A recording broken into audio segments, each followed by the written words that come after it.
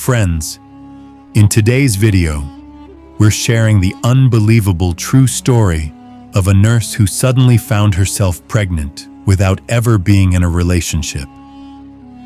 Who was responsible? How did this even happen? And what terrifying secrets were uncovered afterward? What she discovered will leave you speechless. Watch the video till the very end to know the full truth. If you find this story powerful, don't forget to like the video. And if you're new to the channel, make sure to subscribe and hit the bell icon. Now, let's begin. Aisha Jackson had never been the type to chase attention. A soft-spoken American Muslim nurse with a fierce dedication to her patients. She had chosen to serve in one of the most remote hospitals in the southern Philippines, nestled deep within a tight-knit Muslim community. It wasn't glamorous work, no bustling city lights, no major university affiliations, but it was meaningful. For Aisha, that was enough. She lived alone in a modest apartment provided by the hospital, a quiet space that overlooked the dense tropical canopy. Her days were filled with routine checkups, emergency calls, neonatal care, and the occasional moment of shared prayer with elderly patients who didn't speak a word of English, but recognized the sincerity in her eyes. She built trust through compassion, learned broken Tagalog and Tausug phrases, and quickly became one of the most beloved caregivers in the hospital. So when she fainted during a night shift, everyone was surprised, including herself. Aisha had never experienced anything like it. 1 minute she was logging patient vitals. The next, everything had gone dark. She awoke on the floor of the staff lounge with a throbbing headache and a vague sense of time having disappeared. A fellow nurse, Isla, hovered over her with concern. "Are you okay? You've been out for a while." Aisha brushed it off, blaming dehydration and stress, and returned to work despite Ila's protests. But that night stayed with her. Over the following weeks, her body began to change in strange, alarming ways. She grew fatigued, nauseated, and her abdomen began to swell. At first, she chalked it up to irregular eating and sleepless shifts. But when her uniform pants stopped fitting, she knew something wasn't right. She went for a checkup, expecting anemia or maybe a hormonal imbalance.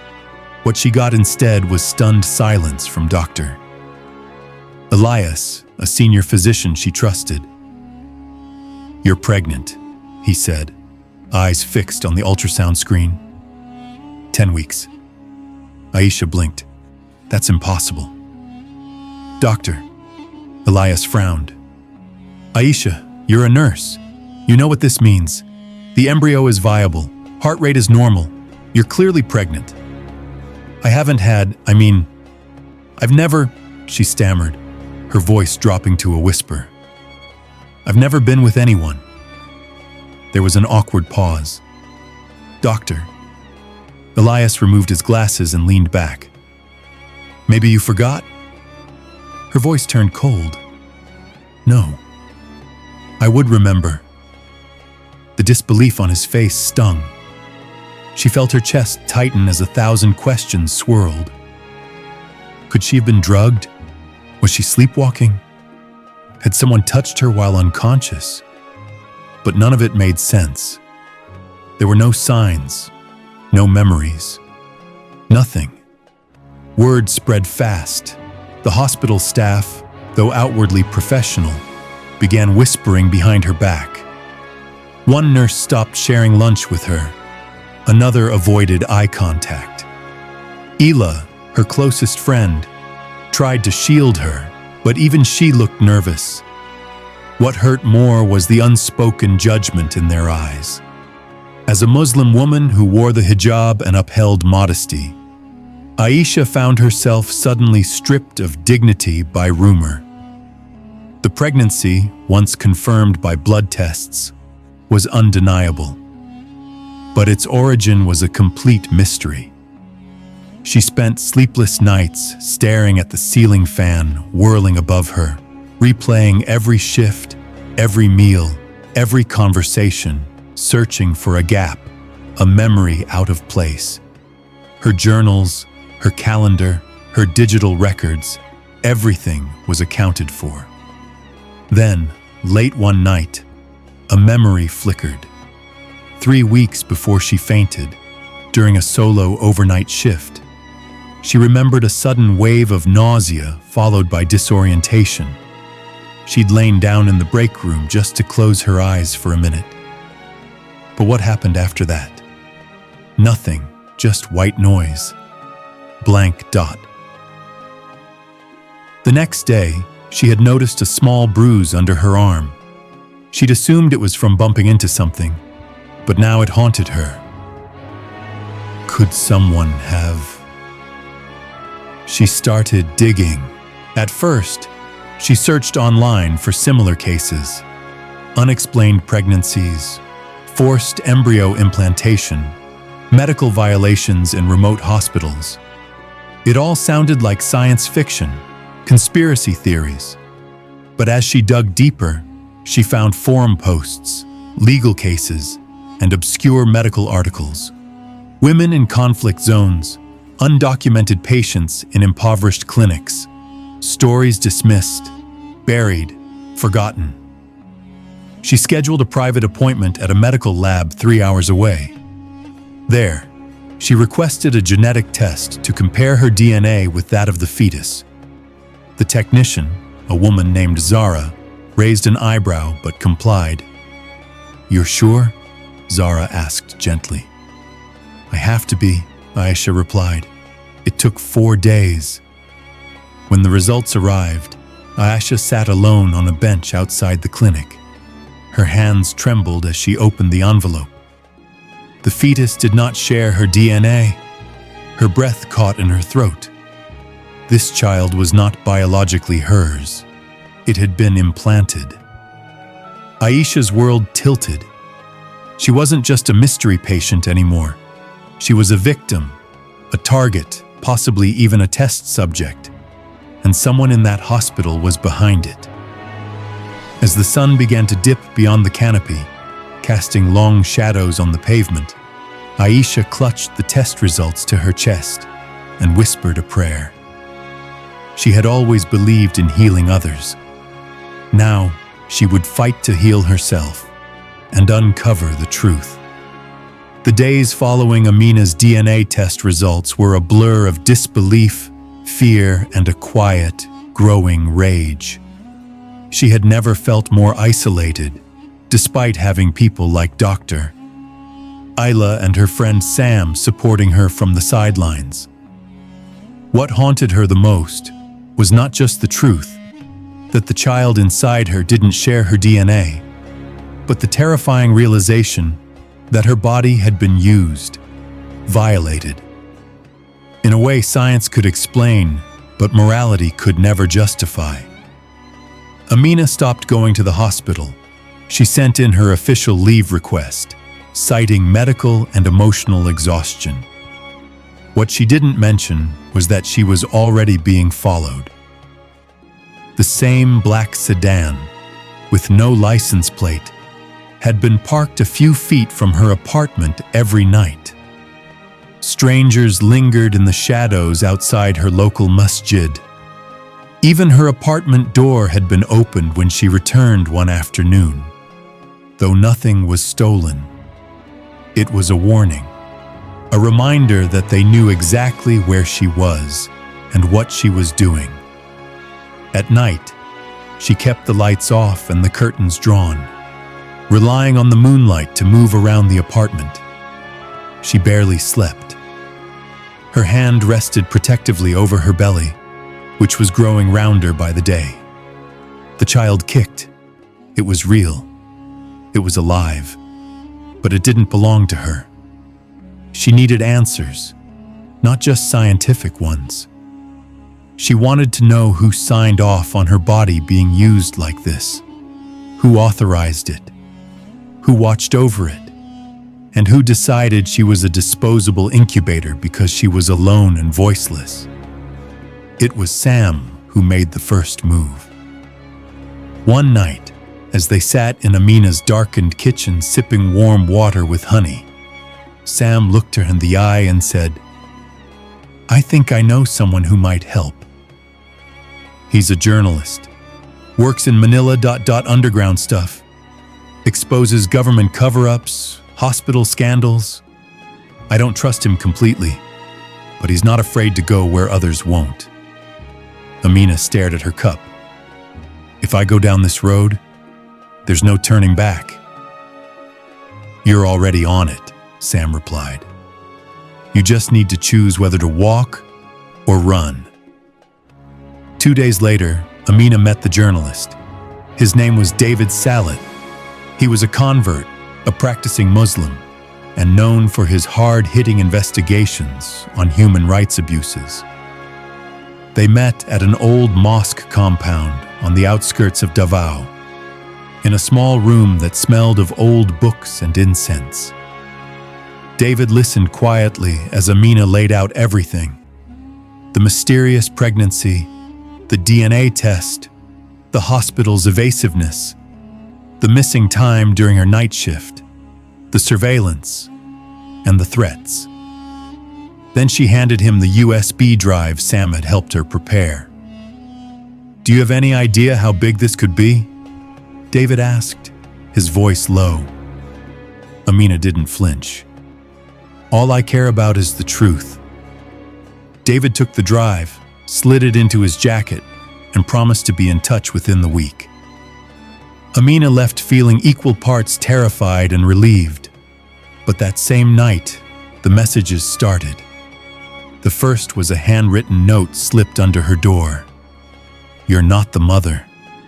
Stay out of what you don't understand." The second came as a voicemail. No voice, just breathing. The third, an untraceable email, read, "Next time, we won't be subtle." That's when Amina knew. They were watching, not just her movements, but her digital footprint, her apartment, possibly even her phone. She called David and warned him. He said only, "I'm already in Manila. I've sent copies to 3 different outlets. If anything happens to me, they'll all publish." She hung up with shaking hands. The stress was starting to affect her. Her blood pressure spiked. She fainted in the middle of the kitchen floor. When she came to, she was surrounded by broken glass and a sharp, cramping pain across her stomach. But the baby was still moving, still alive. "Doctor." Illa came to her home that night, even though she wasn't supposed to. She did a quick check, heart racing the entire time. "You can't stay here anymore," she whispered. "They'll come for you." "I won't run," Amina said. "You're not running," Illa replied. "You're surviving." By dawn, Amina had been moved to a safe house owned by a cousin of Sam's, an older woman, Sister Noir, who understood the stakes without needing every detail. "If men can create systems like this in the shadows," Sister Noir said softly, "then it's women like us who must drag those systems into the light." The walls of the safe house were thin, the windows covered in metal grates. But Amina slept soundly for the first time in weeks. Her belly rose and fell with the rhythm of her breath. And for a moment, it didn't matter whose DNA lived inside the child.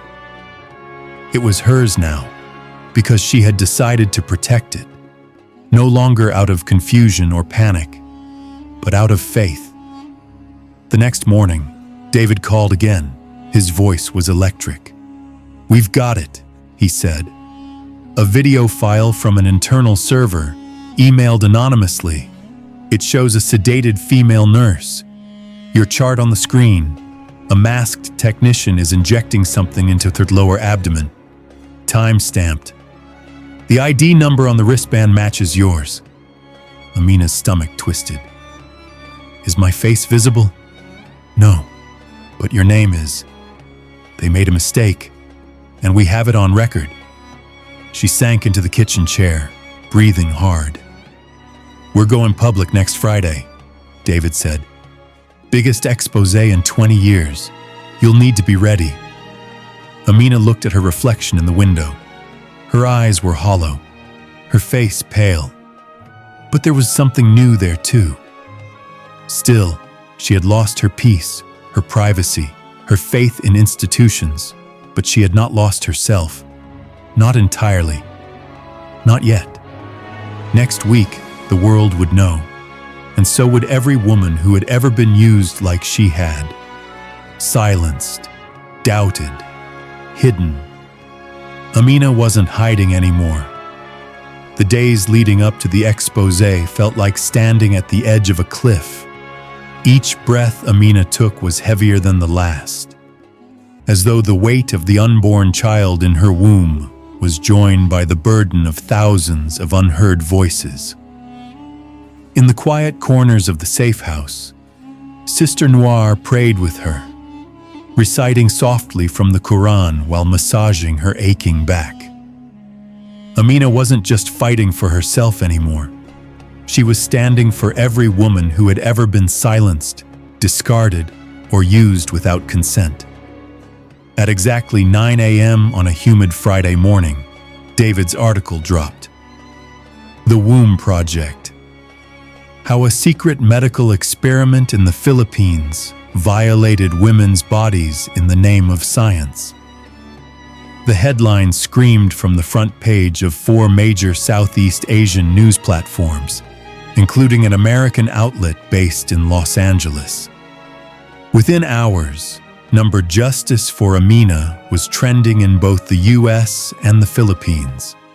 Screens lit up around the world with footage of hidden medical reports, DNA results, and a chilling video of a sedated woman, her wristband clearly labeled Amina Isef, being injected with a long needle.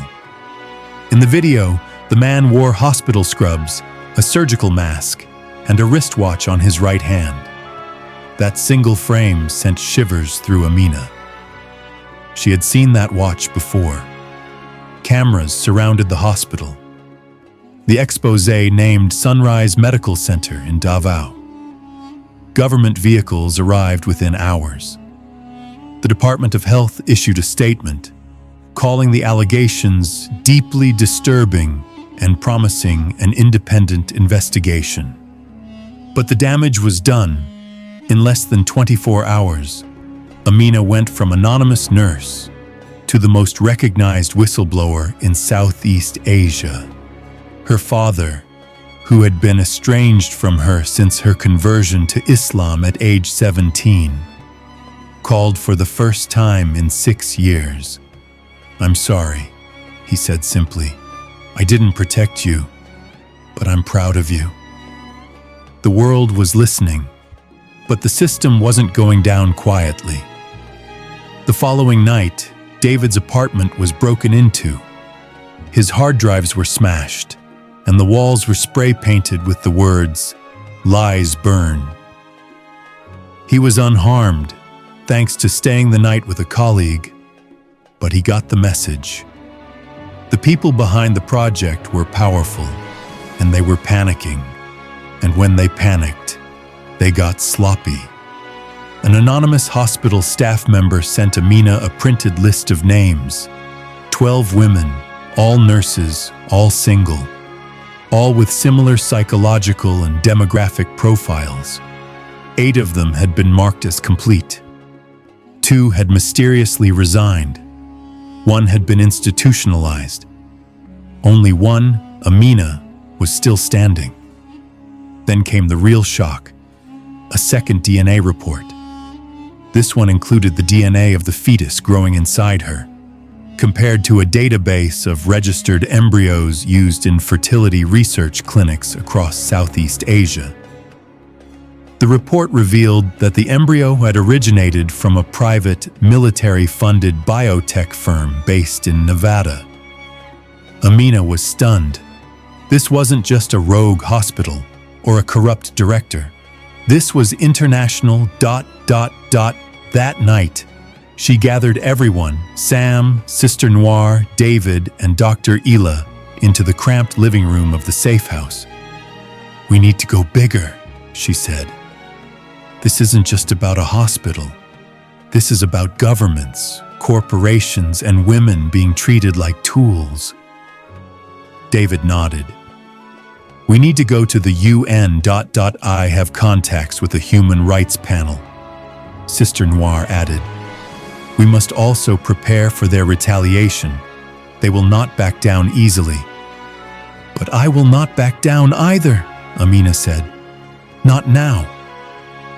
The next day, Amina made a video statement. Wearing a modest light blue hijab, she sat with calm authority in front of a plain backdrop. "My name is Amina Youssef. I am a nurse. I am a Muslim. I am also pregnant with a child that is not genetically mine. This child was implanted into my body without my consent. I was used like an object, sedated, monitored, tracked. But I am not just a vessel. I am a human being, and I am not the only one. I demand justice, not just for me, but for every woman they have hurt, and every woman they plan to hurt." The video went viral in under an hour. Within 2 days, Amnesty International called for a global investigation. U.S. senators began questioning defense contractors. The biotech firm in Nevada went dark. Their website vanished. The CEO posted a one-line statement: "We deny all allegations and will cooperate fully."